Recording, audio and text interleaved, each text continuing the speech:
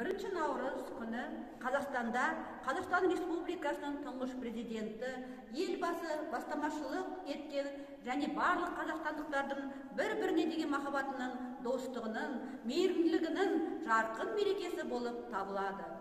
Елімізде 130-дан астам ұлт пен ұлыс өкілдері бір үйдің баласындай ғұмыр кешіп келеді.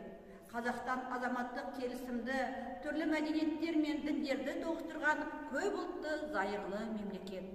Алғыс айту күні ол ең алдымен елімізде тыныштық пен үндестік, өзара сенімділік пен барлық қазақстандықтарға деген құрметтің орнығуына негіз болған президенттің бейбітшілік пен келісім саясатының салтанатты күні.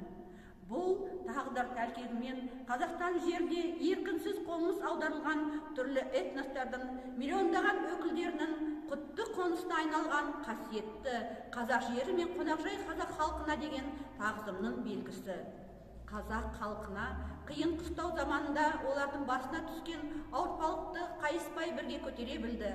Бұл бүгінгі таңда елімізді түрлі ұлт өкілдерінің арасындағы адамгершілік қарым-қатынастың өнегелі өлшеміне айналды.